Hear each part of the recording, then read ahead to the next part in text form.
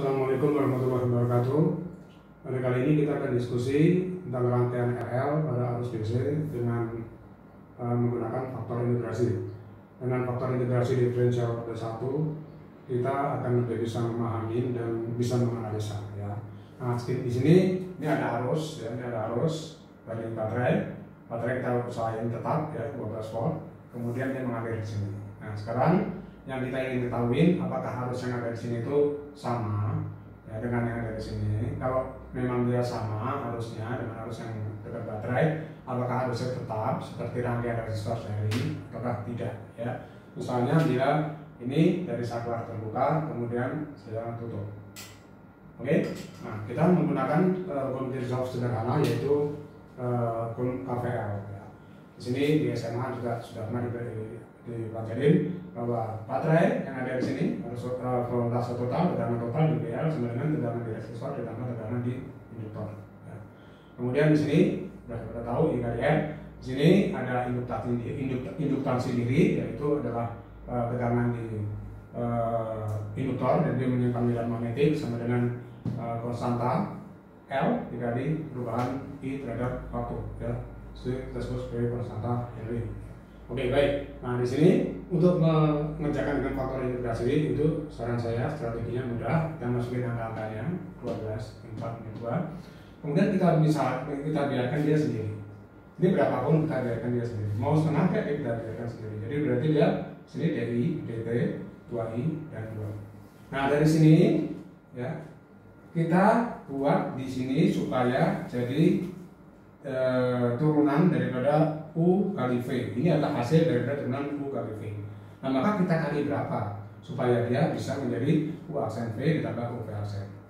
Kita sudah pernah diskusi ya, perkalian yang paling cocok itu adalah integral dari faktor integrasi yaitu integral eksponen apa yang kita cari ya. Misalnya I, fungsi waktu I yaitu I dalam hal ini adalah 2 ya. Kalau 2T ya 2T, terus 2T ya 2T ini yang 2 ini ya.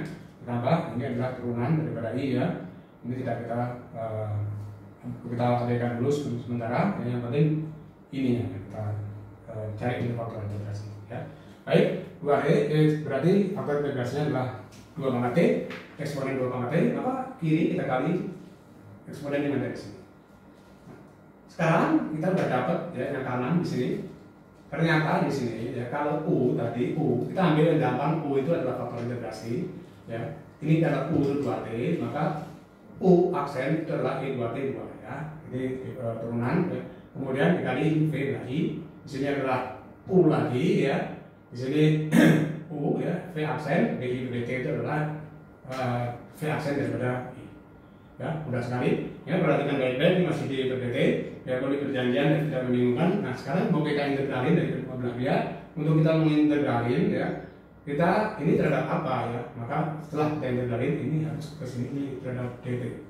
Berarti inilah nanti akan dari fungsi C I terhadap T. Ini integral daripada E pangkat 2T itu kembalikan dengan diferensial yaitu setengah diferensial 2 setengah E pangkat 2T ditambah C. Nah, maka kita akan dapat ini hasilnya ya. Oke, nah sekarang kita lihat ya pada waktu ini kita tutup saklar itu pada T sama dengan 0 harus sama dengan 0 ya. Kemudian kita masukin di sini T sama dengan 0 apapun di pangkat 0 itu adalah 1, 3. Ini pun juga dan begitu ini adalah 1 jadi C E pangkat 2T ya sama dengan I. Karena dia pangkat 0 tadi 3 tambah C pangkat 0 sama dengan 0, jadi C nya sama dengan minus 3. Nah, C yang ada di sini kita masukin ke C. Itu semua kalian sudah tahu sehingga kita akan mendapatkan angka yang ada di sini adalah ini. Nah, angka ini kita langsung jadi, angka langsung jadi. Jadi kalau kita lupa rumusnya dan lain-lain, kita bisa langsung menggunakan ini, tidak punya rumus.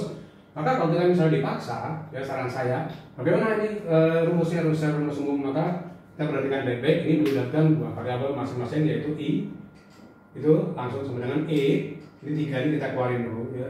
3 1 super E pangkat 2T.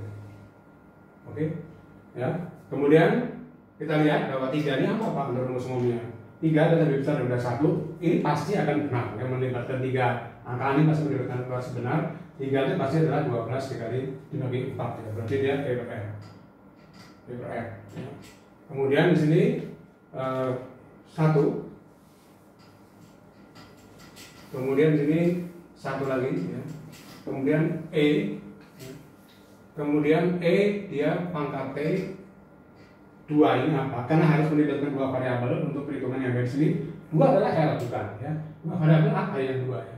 Berarti sudah pasti 4 dibagi 2. Jadi dia adalah L per R. Nah, ini adalah rumus umumnya. Nah, kemudian di situ kita sering mengenal ya, kita pakai banyak, kita banyak pakai rumus yang ada di situ, yaitu adalah tentang time constant ya. Dan terus pakai bahasa aslinya ya. Nah, di sini tahu time constant itu maksudnya apa? Maksudnya ya, supaya ini yang ada T yang ada di sini sama dengan 1.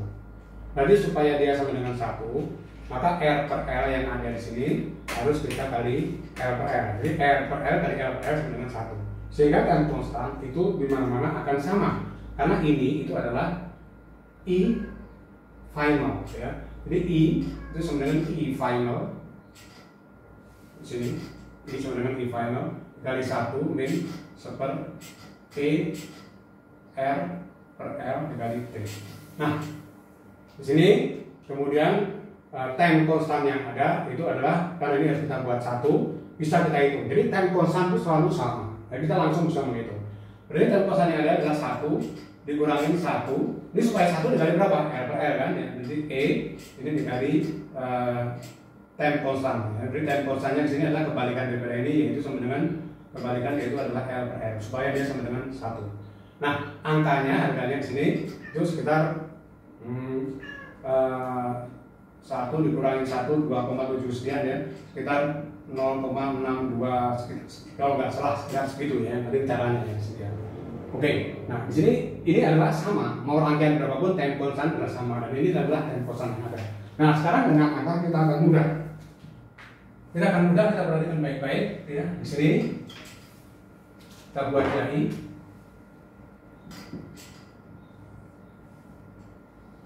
Ya. Kemudian di sini T. Nah, kita lihat ya, pada waktu T sama dengan 0 dia adalah sama dengan 0. Pada waktu T sama dengan 1, misalnya ini di sini ya, dia sama dengan 2,6, misalnya di sini 0 dia ya 2,6 ya kira-kira di sini ya saya buat di sini lah ya. Terus kemudian pada T sama dengan 2, misalnya di sini dia sama dengan 2,9. Pada T sama dengan berapa ya, pada waktu T dia sama dengan tak hingga, yang maksudnya dia berapa pun di sini ternyata dia menunjukkan 3. Berarti di sini terjadi asimptot ya. Nah, di mana harga arus maksimum dalam hal ini adalah 3 ya. 3 kita sudah tahu kan, 3 itu apa Pak? 3 adalah I maksimum. Seperti halnya ini kita anggap taraf biasa, maka ini adalah arus yang ada di sini itu adalah I itu sama dengan E per R ya, yaitu dari itu adalah 4 per I sama dengan E per R, arus yang di sini itu 12 per 4 sama dengan 3 ya. Ini adalah I F ya, I final yang ada, I final di sini ya, atau I maksimum ya, atau boleh kita buat E per R seperti yang tadi saya jelasin. Nah, kemudian kalau kita perhatikan baik-baik ya, 0,623 itu 0,623 itu ada di sini. Ya, sekitar ini kita buat, kalau ini kita buat persen, ya, maka dia ada di sini. Ya. Jadi kalau ini kita buat persen, maka dia akan ada di sini. Jadi ada beberapa kotak yang ada di sini. Nah, ini maksud saya di sini adalah persen, yaitu I per IF ya, I per IF ya fraksinya ya. Jadi ini 100% yang ada di sini. Ya. Maka di sini adalah tolnya yang ada di sini ya. Nah, di sini kalau kita lihat dia ini 100% itu 1, maka dia ada di sini. Nah, ternyata yang ada di sini ya, dia akan seperti paket-paket ya, seperti paket-paket ya. Ini tol 1, ini tol 2, tol 3, ya, tol 4, dan tol 5. Dan pada tol 5 yang ada di sini ternyata dia adalah waktu ya, atau time constant di mana mulai steady state ya. Dalam ini T sama dengan L per L, berarti kita tahu bahwa waktu mulai steady state ya, Tadi delay waktu mulai steady state adalah 5 kali daripada T1, yaitu L per L, yaitu 5 dikali setengah. Pada waktu 2,5 itu sudah mulai steady state. Inilah waktu daripada time constant. Nah, kemudian kita analisa sedikit ya. Ini I itu apa Pak ya? I itu adalah karena dia itu di sini sesuai dengan rule Kirchhoff, ini adalah IR, ya, ini adalah IL ya. Jadi I itu sama ya. I yang ada di sini berlaku untuk IR dan IL. Ya, kemudian untuk V gimana Pak? Ya, yang lucu kita bisa langsung kalau misalnya kita ganti V, kalau kita lihat V di sini ya, V yang ada pada induktor kita akan segera tahu ya. V pada induktor pada steady state ya, ternyata dia adalah 0. Kenapa? Karena V itu sama dengan dI per dt. Di sini tidak ada perubahan arus terhadap waktu. Ya. Jadi IR sama IL dia grafiknya adalah sama. Baik. Terus kemudian bagaimana dengan V Pak? Apakah kalau misalnya di saklar itu tadi yang tadinya itu saya masukin itu apakah juga 0? Nah, kita bisa menganalisa dengan cara yang ada di sini ya. Kita lihat, perhatikan baik-baik. Pertama kali VR dengan VL apakah sama? Kita bisa sederhanain aja ya, bahwa VR itu dia sama dengan I dikali F. I-nya adalah fungsi waktu, tidak sama. Yaitu I kita masukin, langsung kita masukin rumus boleh, kita masukin yang ada di sini juga boleh ya. Ya kita masukin yang ada di sini juga nggak apa-apa. Ya I-nya itu adalah berapa yang tadi? Ya I-nya kita masukin fungsi yang tadi yang pakai angka tadi ya. Nggak apa-apa supaya sederhana. Ya di sini 3 min 3 per E pangkat 2T dikali 4. Nah ya berarti pada keadaan tak ketiga atau boleh ini disederhanain, boleh 3 kali 4 12 1 min 1 E pangkat 2T. Boleh dong ya, jika saya 3 kali 4 3 nya saya keluarin ya. Berarti kalau kita buat grafik ya, kita buat grafik V-nya VR yang ada di sini. VR yang ada di sini. Ya. Dia sama-sama fungsi eksponen, jadi kita nggak usah kita coba semuanya, kita akan tahu kalau waktu T sama dengan 0 ya, kalau T sama dengan 0 dia ternyata dia VR-nya itu adalah T sama dengan 0 ya, pada waktu T sama dengan 0 dia VR ini 1 dikurangi 1 ya, ini T sama dengan 0 itu adalah 1 ya, ini adalah 1 berarti 1 kurangi 1 itu 0, berarti pada V sama dengan 0 dia adalah 0 ya, hampir sama seperti yang ada di sini. Oke, ya. Dan pada waktu T sama dengan tak terhingga, T sama dengan tak terhingga dia 0, 12, 0 berarti dia di sini itu adalah 12 ya, cuma angkanya aja yang beda. Jadi kita menghitung langsung pakai rumus itu dengan diferensial sederhana faktor integrasi kita akan bisa, berarti dia sama bentuknya ya, cuma di sini adalah 12. Lalu bagaimana dengan PI? Ya. PI pun juga kayak begitu ya, PI juga kayak begitu ya. Di sini kita perhatikan baik-baik untuk PI ya.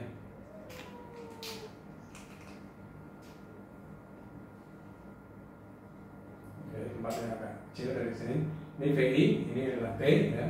Nah sekarang kita masukin, kalau kita masukin ya PI terhadap T, ya kita masukin yang ada PI terhadap T, itu sedikit agak berbeda. Kenapa? Kita perhatikan baik-baik. Saya pindahin ke sini, di sini ya. Ini saya mau cari yang P yang ada di sini ya. Ini VL maksud saya, tadi ini VR. Ya tentu aja di sini VL yang ada di sini ya, VL. Itu langsung aja ya, dia fungsi waktu karena dia sudah tahu kita berubah kan, karena harusnya berubah. Di sini sama dengan VL ini nggak usah kita terjemahkan ke sini ya. Itu sama dengan langsung aja 12 dikurangin, ini pakai angka dulu ya, 12 dikurangin I-nya itu adalah fungsi waktu. Makanya dia akan menjadi fungsi waktu dikali R. Nah, jadi dia sama dengan 12 dikurangin. Nah sekarang kita masukin I-nya ya. Yang ada tadi di berapa? Yang ada tadi adalah ini ya. Oke, sekarang saya buat di sini. Itu adalah langsung aja dimasukin juga nggak apa-apa. Di sini 3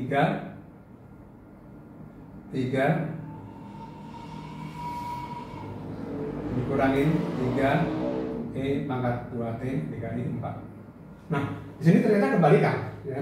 Ternyata kebalikan untuk fungsi yang ada di sini ya. Ini untuk T sama dengan 0. Untuk T sama dengan 0 yang ada di sini, dia justru VT itu sama dengan 12. Nah ya, sini ya. Jadi kita bisa menganalisa. Jadi pada T sama dengan 0, dia justru dia tegangannya sama dengan tegangan ini. Cuman ingat ya, ini induktansi diri, dia menyimpan tegangan ini, jadi dia arahnya kebalik. Ya, cuman dia besarnya sama. Berarti ini kebalikan. Pada waktu di sini dia sama dengan justru 12. Ya, pada waktu T sama dengan tak terhingga, T terhingga terjadi pada steady state, pada asymptote, justru dia di sini kalau kita masukin dikurangi 12, 3 maka 0 di sini 3 itu adalah ya 3 kurangi 3 dikali 4 12 ya, karena dia 1 ya, di sini 1. Maka kalau kita perhatikan di sini ini adalah 0 ya, ini adalah 0 karena tak terhingga yang sama dengan 0, 3 kurangi 0 dikali 12 kurangi 12 0, maka dia grafiknya dia adalah oke. Nah, jadi dari sini kita bisa menganalisa justru ya pada waktu baterai saklar saya masukin di sini, tegangan di sini dengan di sini adalah sama. Ya. Setelah pada keadaan steady state ya stabil di sini tegangannya 0. Ya.